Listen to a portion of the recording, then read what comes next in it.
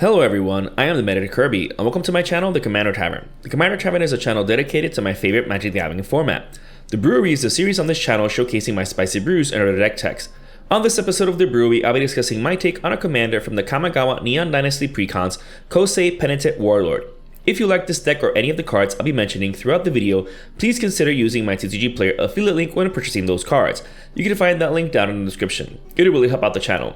The absolute best way you can help support the channel is with my Patreon. For just $1, patrons get early access to certain videos on YouTube. In fact, patrons got a chance to see this video earlier. There are many other benefits to being a patron, so check them out. You can also support my channel for free by simply liking, subscribing, and sharing, which also helps out a lot. You can join my Discord server for free if you want to join the Commander Tavern community.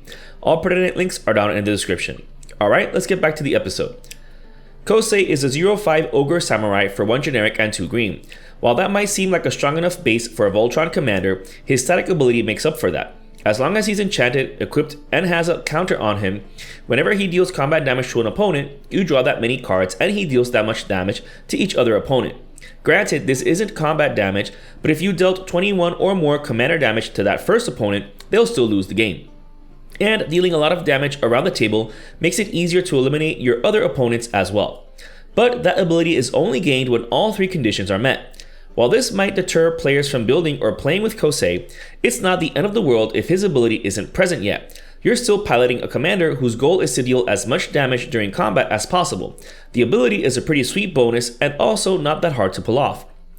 There are plenty of auras and equipment that give counters of some kind, particularly +1/+1 counters, so you're already killing 2 of the 3 birds with 1 stone with just 1 of them. Ring of Colonia, Sword of Truth and Justice, Hydra's Growth, Ordeal of Nylea, Predatory Hunger, Forced Adaptation, and Shape of the Wheatigo are such cards that fit the bill. Each of these put +1/+1 counters on Kosei as well as being an equipment or aura attached to him, thus, as mentioned earlier, killing 2 of the 3 birds with 1 stone. Granted, these aren't the best cards in the world for Voltron decks, but it is fun to play with decks that make weak cards much better than they already are. In this case, Kosei really makes these cards shine. That being said, they still make Kosei dangerous by giving him +1/+1 counters. Well, Sword of Truth and Justice is the only non-weak card here. It gives him +2/+2 and protection from 2 relevant colors, plus it proliferates as part of its combat damage trigger.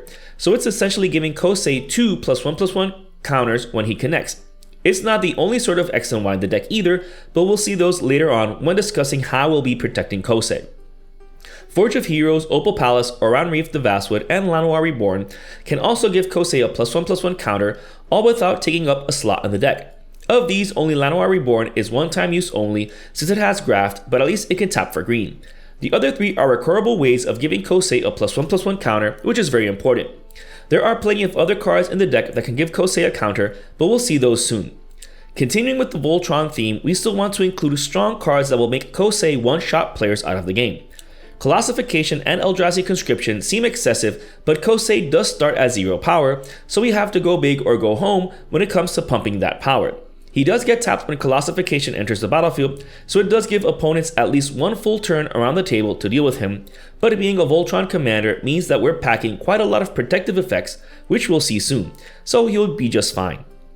Eldrazi Conscription doubles as a removal effect thanks to giving Kosei Annihilator 2.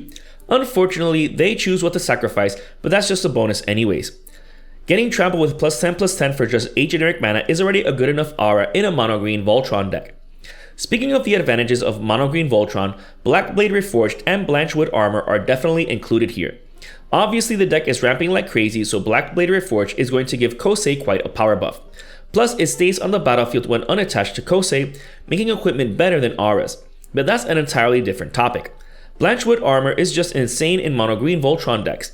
Getting +1/+1 for each forest you control is no joke, especially when the deck is running Yavimaya Cradle of Growth and 17 snow-covered forests. Yavimaya makes all of our lands forests. The deck's running snow forests over non-snow forests due to Into the North, but we'll see the ramp effects and other mana acceleration pieces near the end of the video. With Kosei now getting swole with all his gains, Unnatural Growth and Exponential Growth make him ridiculously more swole. Unnatural Growth is just disgusting in this deck. It's no problem casting, plus it doubles Kosei's power and toughness each combat, meaning that when opponents enter combat, it triggers, making Kosei even bigger for blocking. Being mono green makes Exponential Growth even more busted. This mana sink will definitely have a huge value for X in the mid to late game when we're already 10 turns ahead of our opponents in terms of lands on the battlefield. The only downside is that it's a sorcery, but that's fine since the deck has ways of protecting things during our turn, which we'll see soon. While on the topic of doubling power, Fire Shrieker and Grappling Hook give Kosei double strike. While this isn't necessarily doubling his power, it is doubling his attack. We can deal with blockers without first strike or double strike. Plus, when we do get through and he has his ability online, we deal that much damage to the entire table twice, plus draw twice that many cards. Plus, we double any combat damage triggers as well, such as the previously mentioned Sword of Truth and Justice. Loxodon Wormhammer might not seem as menacing at first glance, but it's giving Kosei +3/+0 and Trample, which is the most important part. The lifelink is also super important since Voltron decks are weak against decks that go wide. While it isn't the only way the deck is protecting against that weakness, it's still doing a lot of things on a single card. Nylea God of the Hunt and Witch's Clinic also give Kosei Trample and lifelink respectively, while the latter doesn't even take up a slot in the deck due to being a mana generating land that doesn't enter the battlefield tapped. Witch's Clinic is so good because you can respond to damage from attacking or blocking and gain a ton of life, helping to buffer against those aggro decks. Nylea giving Kosei Trample not only makes it easier for him to connect, but she also has an epic mana sink. If we run out of gas, we can simply spam her activated ability and keep swinging with Kosei. So good. Prowler's Helm, Treetop Bracers, and Rogue's Passage are even better since they have the potential of making Kosei unblockable altogether. Of these, only the land, which doesn't take up a slot in the deck, makes Kosei outright unblockable, but the equipment and aura aren't that bad off. The Helm is slightly better since there's a lower chance of an opponent having a wall than a flyer, unless they have a changeling or something like that, which is still a lower probability than a flyer. In any case, they give Kosei Evasion, while also either enchanting or equipping him, further helping get his ability online. Having saved the best for last, we have Grafted Exoskeleton and Triumph of the Hordes. While plenty of players get salty over Infect strategies, the game has to end, and it's not like Kosei's that oppressive of a commander anyways. What makes these two cards so important here is that it helps us not only need to have Kosei up to 21 commander damage, because we'd only need 10. Best of all, once Kosei is online, we only need to deal 10 total damage with him to a single opponent, then each other opponent takes 10 damage and we just cleared the table. So these should definitely be included for your win con. Now that we saw the offensive effects of Kosei, let's discuss the protective effects for him. While aggro decks and decks that go wide are naturally a weakness to Voltron decks, so are decks with a lot of interaction, control, anti-creature strategies, etc., especially sacrifice decks. However, Kosei isn't that expensive to cast, so edict effects don't hurt us that much. Plus, he's not the only creature in the deck, so we can send something else under the bus. For everything else, the deck's running Champion's Helm, Swiftfoot Boots, Commander's Plate, and Hammer of Nazan. The first two giving Hexproof are a must since we want to be able to target Kosei with auras and equipment, so avoid adding any effects with Shroud. This is why, for example, Whisper's Silk Cloak is omitted from the deck. Hammer of Nazan giving Indestructible is already a great enough effect, but it also has the added bonus of auto-equipping when it hits the battlefield. Plus, it has the same effect for any other equipment hitting the battlefield. That's super busted since it helps us bypass equip cost, the first time at least. Commander's Plate is amazing here, giving Kosei +3/+3 as well as protection from white, blue, black, and red. In that sense, it's similar to the Swords of X and Y since it gives protection as well as a buff. Speaking of, as mentioned earlier, Sword of Fire and Ice and Sword of Sinew and Steel are the other two Swords of X and Y in the deck. Giving Kosei +2/+2 as well as relevant protection at such a low cost might already be good enough, but they also have very useful combat damage triggers as well. Fire and Ice has us draw a card while also potentially sniping a Hate Bear or Mana Dork. Sinew and Steel can destroy an artifact and a Planeswalker when we connect. As previously mentioned, Kosei having double strike essentially doubles these triggers. Back to hexproof effects, Alpha Authority and Canopy Cover are some more ways of giving Kosei hexproof, but are even better since they also give a form of evasion. With Alpha Authority, your opponent can't gang up creatures to block Kosei. While that's not going to always be the case, it's still a good bonus. Canopy Cover is better though since it gives Kosei pseudo-flying and pseudo-hexproof. Asceticism also gives Kosei hexproof along with all of your other creatures. While not an aura or equipment, it's still great to include because it can also protect our other handful of creatures. Plus, we can also regenerate Kosei for just 2 mana, which is yet another protective effect. Yavimaya Hollow is also included to be able to regenerate Kosei. Unfortunately, it needs to be tapped down to activate, unlike Asceticism, but at least it doesn't take up a slot in the deck for being a mana generating land. That Which Was Taken and Tyrite Sanctum provide even more protective effects, but these are some of those that also synergize with Kosei. While being equipped helps with 1/3 of the requirements, he still needs a counter. Fortunately, the divinity counter provided by That Which Was Taken makes him indestructible, as long as we control it. That being said, we can also give divinity counters to other permanents, which is great until someone is eventually able to blow it up. But even then, Kosei still keeps his divinity counter, which is a counter nonetheless. The Sanctum doesn't take up a slot in the deck, but it does need to be sacrificed to eventually give Kosei an indestructible counter. That being said, it can still give him a +1/+1 counter without having to be sacrificed, which is amazing for the deck. Vigor is another protective effect in the deck reliant on counters. In fact, Vigor is possibly one of the more busted ones here. Since we want to be constantly attacking with Kosei, he's going to eventually get blocked if possible, or else the table will die. Then that damage gets prevented, making him even bigger. And since it's via +1/+1 counters, you're 1/3 closer of getting his ability online if it wasn't already. Unfortunately, Vigor doesn't affect itself, but at least it gets shuffled into your library if it were to hit the graveyard from anywhere, meaning that we can eventually draw back into it. Conqueror's Flail and Hollow of Gemstone help Kosei by hindering opponents. Sometimes the best way to protect our stuff from opponents' stuff is by preventing them from using that stuff in the first place. The Flail protects our turn from opponents from casting spells during it, while also doing so synergistically since it has to be attached to Kosei. While it only gives +1/+1, it's better than nothing. It's still a nice bonus. Hall of Gemstone doesn't synergize with Kosei, but it's super oppressive as well as protective. During our upkeep we chose green, which isn't a problem for us. It's actually more beneficial than anything else. However, the same is true for our opponent's lands. If they're not playing green, it's going to be very hard for them to cast their colored spells against us unless they have mana rocks and mana dorks. In the same vein, it also hinders multicolored decks during that player's turn. So even during their turn, it's going to be very difficult to interact with us. Crawl Space and Silent Arbiter are some more Stax pieces in the deck, but are definitely needed for a Voltron deck like this one. While these two don't outright prevent us from being attacked, it does stop any Horde decks from alpha striking us to oblivion. That being said, it won't stop Voltron decks from attacking us, so keep that in mind. Cavern of Souls and Homeward Path are two more lands with protective effects, the best kind of protective effects, since they don't take up a slot in the deck. The Cavern protects Kosei from being countered, while the Path helps us recover him if he gets stolen. The last thing we need is someone using Kosei against us. Keep in mind that they don't even need to attack us with Kosei. Attacking another opponent can still trigger him, dealing us damage. As for our own interaction, some of them are synergistic as well. Bow of Nylea is such an amazing Swiss Army knife. Not only can we activate it to give Kosei a +1/+1 counter, but we can also ping a flyer for 2. We can also gain 3 life in a pinch, although admittedly that's the ability I've used the least.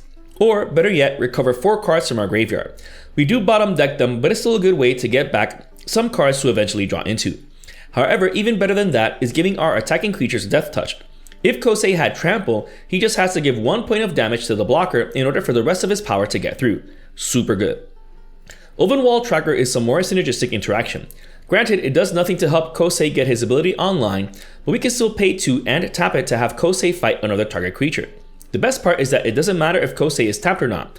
Once he's at a high enough power, he can kill anything. Being Bootylicious also helps him with this ability too. Notwithstanding, Beast Within, Boseiju Who Endures, and Force of Vigor are also included as catch-all effects. Not everything has to be synergistic, and these removal pieces do their work exceptionally well. Especially Beast Within and Boseiju, since they can hit lands that can remove Kosei from combat, such as Maze of Ith and its ilk. Super important. Heroic Intervention helps protect our board from board wipes concerning artifacts and or enchantments. While it's very easy to be protecting Kosei himself, we also want to keep our equipments and auras on the board. This helps with that. In terms of card advantage, once Kosei's ability is online, we can be drawing into a ton of cards each time he smacks an opponent. Remember that having double strike means getting that trigger twice. However, that can't be the only way we're drawing cards. Keen Sense, Sixth Sense, and Snake Umbra help us draw an extra card once Kosei is online, but also has us draw a card when he deals combat damage, even when his ability is still offline. Plus, being an aura already gets us 1/3 of the way there. Keep in mind that Sixth Sense is a nerfed Keen Sense since it only triggers when dealing combat damage to a player and not damage per se, unlike Keen Sense and Snake Umbra do.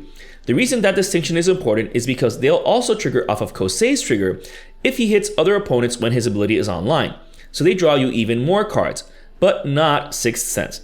As a bonus, Snake Umbra is another way to protect Kosei since it has Totem Armor. Return of the Wild Speaker, Soul's Majesty, Rishkar's Expertise are some more synergistic ways to draw cards, since Kosei will undoubtedly be huge while playing this deck. So these will definitely draw you cards. As a bonus, you can also use Return of the Wild Speaker to also potentially finish off an opponent or possibly the table, since it can give Kosei an additional +3/+3 if you were ever so slightly off to get that commander damage kill. As always, bonus points for casting Return of the Wild Speaker or Soul's Majesty off of Rishkar's Expertise. Garruk Primal Hunter is another way to draw a ton of cards off Kosei for the same cost, since you have to remove the same amount of loyalty from Garruk as when he entered with. That being said, if you're able to hold off a bit, you can +1 him first, getting a 3/3 beast token, and then -3 him the next turn to draw a ton of cards, still keeping him around. While he probably won't stick around long enough for his ultimate, him creating a token with his +1 each turn is a great way to buffer edict effects. Thought Vessel and Reliquary Tower are included since the deck draws into a ton of cards, even if you're just drawing off of Kosei's ability alone. Being a mana rock and a land means not really take up a slot in the deck anyways. Speaking of lands, Bonder's Enclave and War Room are also included for good measure. These are great for if you do run out of gas, since it gives you something to put your mana into. Plus, people are so against destroying lands that more often than not, these will always stick around providing you value. As with interaction and card advantage, you can probably guess that some of the mana acceleration in the deck is also synergistic, and you wouldn't be wrong. Bear Umbra is such a busted aura here. You can tap out during your pre-combat main phase, and then you attack with Kosei. You untap all of your lands to be able to cast all of the stuff Kosei drew you doing combat. Not only that, but since they untap on attack, you will have those lands available to activate things during combat like Nylea, God of the Hunt. You can also be super sneaky and use Overwhelm Tracker to have Kosei fight a potential blocker before the blocker steps even happens. That way the creature can't even be used to block. In any case, this is a busted aura. If that weren't enough, it also has Totem Armor, making it yet another piece of protection. It also gives Kosei +2/+2 as a bonus. To think there was a time when people considered green to be the worst color in Magic. Sword of the Animus and Kodama of the West Tree also help by having us ramp super hard. The sword is obviously amazing here since it helps Kosei get ever closer to getting online, plus giving him +1/+1. But more importantly, we ramp for a basic forest on attack. Kodama of the West Tree also helps offensively by giving modified creatures trample, which is great for Kosei getting through. But it also has us ramp for a basic land whenever a modified creature we control deals combat damage. Oh, and if Kosei has double strike, Kodama has you ramp for 2 basic forests. Naturally, we still need to have land ramp that works regardless of our strategy, so the deck's running Nature's Lore, 3 Visits, Rampant Growth, and Into the North to help in the early game. Since it makes no sense to run Farseek, if we have all of our forest beasts known, we can ramp them with Into the North instead for just 2 mana, which is why they're snow covered as mentioned a while back. Skyshroud, Claim, Hunting Wilds, and Ranger's Path are essentially the same effects, but double for twice the mana. So while we're not casting them super early on, they still get the job done by getting us 2 forests for just 2 mana each. If we're playing on curve, that's nothing to scoff at. That being said, Traverse the Outlands and Reshape the Earth are the true stars when it comes to ramping lands in this deck.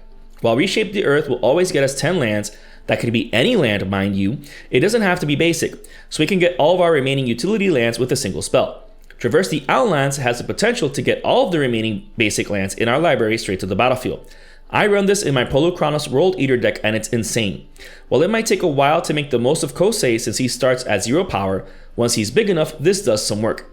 Even if Kosei is at 3 power, we're still getting 3 basics in play for just 5 mana. Selval, Heart of the Wilds is another way to make the most of Kosei's power.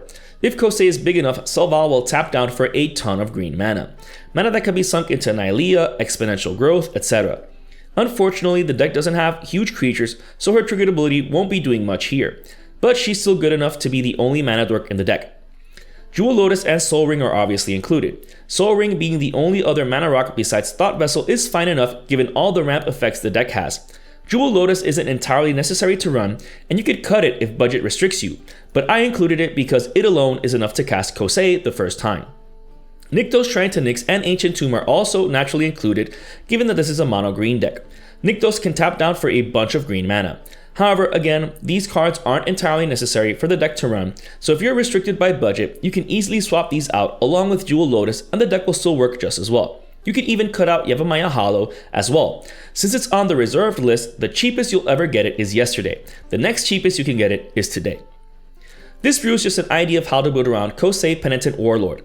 While it's understandable if you feel like his ability is too restrictive to get online or too easy for your opponents to prevent, the fact remains that Kosei doesn't have to have his ability online to be a good Voltron commander.